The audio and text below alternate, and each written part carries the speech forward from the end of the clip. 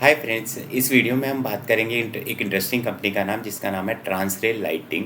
सो पहले business model समझते हैं। ये कंपनी बेसिकली ईपीसी बिजनेस में है। सो जितना भी अपना ट्रांसमिशन एंड डिस्ट्रीब्यूशन से रिलेटेड जितने भी प्रोजेक्ट होते हैं उनके ईपीसी का काम करते हैं बेसिकली ये, और टावर वगैरह भी सप्लाई करते हैं। तो बेसिकली आप ये जो देखेंगे रोड साइड पे पोल लगे हुए हैं, या जब बड़े बड़े ट्रांसमिशन के ये पोल बनते हैं, या फिर आपके जो सब स्टेशन बनते हैं, इन सब का काम ये बेसिकली करते हैं। तो उसमें दो तरह का काम करते हैं, एक तो ये सप्लाई भी करते हैं और दूसरा ईपीसी का काम भी करते हैं। सो ये बेसिक बिजनेस मॉडल है।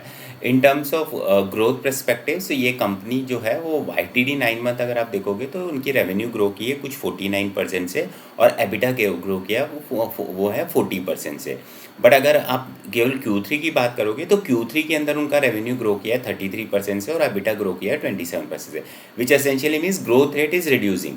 ना उसका एक रीज़न ये भी है कि लास्ट ईयर इनका Q1 थोड़ा सा सप्रेस था, तो उस वजह से Q1 में काफ़ी नॉर्मलाइज ग्रोथ आई है इस बार। तो उस वजह से ओबियसली Q1 की ग्रोथ की वजह से 9 मंथ का ग्रोथ काफ़ी अच्छा दिखता है, एंड दैट्स वेयर Q3 का ग्रोथ थोड़ा कम दिखता है। अब now before coming into the other part of the business, पहले मैं प्रोजेक्शन की बात कर लेता हूँ।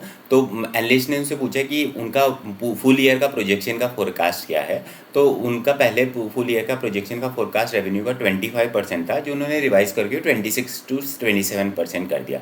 अब इसमें सरप्राइजिंग बात यह है कि अगर आपने 9 मंथ में 40% का ग्रो किया है, और अगर आप बोलते हो कि फुल ईयर में आप 26-27% ग्रो करने वाले हो, तो which essentially means Q4 itself will become negative. तो मतलब आप Q4 में ग्रोथ तो छोड़ दो 30% की, या कितने भी परसेंट की, आप डी ग्रो करोगे। तो उस पर काफ़ी एनालिस्ट ने क्वेश्चन पूछा कि भाई ऐसा क्यों कह रहे हो। तो उन्होंने बोला कि they have some challenges when it comes to the ROW क्या होता है, राइट ऑफ वे। मतलब जो ये अपनी टावर लगाएंगे, लाइंस लगाएंगे, तो उसके लिए उनको वहाँ पे जगह खरीदनी पड़ती है या राइट्स लेने पड़ते हैं टू डू दैट एक्टिविटी। तो उसमें उनको internationally as well as domestically they are facing some challenges. तो उस पर्सपेक्टिव से मैनेजमेंट सेड कि हम ये बोल रहे हैं 27% प्लस करेंगे, बट ये नहीं कह रहे केवल 27% करेंगे। बट उस पर्सपेक्टिव से it looks like that the revenue growth rate जो ऑलरेडी Q3 में 9 मंथ्स के अगेंस्ट में कम है, वो Q4 में और कम हो जाएगी। और नेगेटिव हो गया तो मतलब market will rerate stock like anything. As we speak, जो स्टॉक जो वैल्यूड है वो वैल्यू है अराउंड 17 के पी पे। सो पी परस्पेक्टिव से a company growing by around 30%, 33% in Q3 and 49% 9 month में, it seems to be a good decent deal. But अगर आप ये बोल रहे हो कि हम Q4 में आइदर फ्लैट रहेंगे, नेगेटिव रहेंगे, तो इवन वो 17 का पी देख कर भी स्टॉक एक्सपेंसिव हो जाता है। बाकी ग्रोथ लीवर्स की बात करें अगर कंपनी के बारे में, तो as we speak Q3 and पे जो कंपनी की ऑर्डर बुक है वो कुछ 18,000 करोड़ की है, और अगर उनका ट्रेलिंग 12 मंथ का रेवेन्यू देखें तो 7,000 करोड़ है। तो उस पर्सपेक्टिव से देखेंगे तो अगर कंपनी बोलती है कि मैं ऑर्डर बुक को 2 साल में कंप्लीट करूंगा, तो भी they get a decent growth of 20% kind of number. So order book perspective से दे आर वेल कवर्ड। उसमें भी देख से कि उनका अगर हम 40% के आसपास रेवेन्यू जो आता है वो एक्सपोर्ट से आता है, जिसमें वो Middle East, Africa, these country serve करते हैं, और अगर 60% का रेवेन्यू आता है वो डोमेस्टिक से आता है। और देख मैनेजमेंट कैप्टन सेइंग कि सिंस वो अभी एग्जीक्यूट करेंगे, न्यू ऑर्डर आएगा and so on and so forth, तो ईयर एंड पे भी उनका ऑर्डर बुक 16,000 करोड़ का रहेगा। तो ऑर्डर बुक पर्सपेक्टिव से they seem to be properly covered.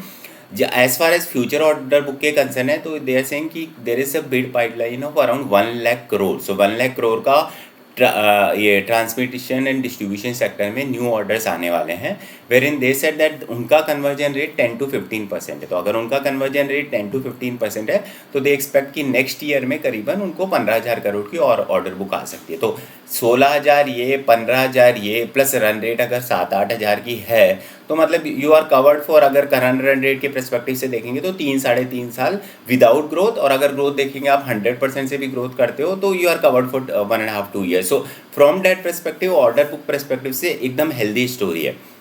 But execution perspective से it seems to be a tricky, at least looking at the Q4।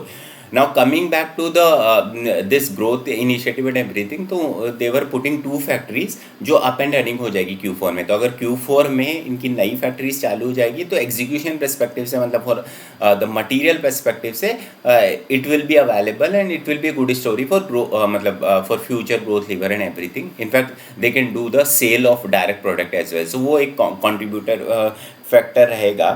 बाकी in terms of rest all the stuff seems okay. in terms of considering ये EPC में और the poles and everything बनाता है तो steel price becomes relevant. but that's where management said that last 7-8 months में steel price सबसे lowest है and that is not impacting them. So from that perspective it seems like it will not be a challenge. So overall, from that perspective, stock with a 17 PE growing by 33% seems to be a good story. Plus the growth levers and order book and future initiative, everything. But considering Q4 seems to be a bit tricky. So from that perspective, it should be a wait and watch. At least for now, it should not be look like a buying opportunity. However, this is not a buying and selling recommendation, just a stock analysis. Thank you.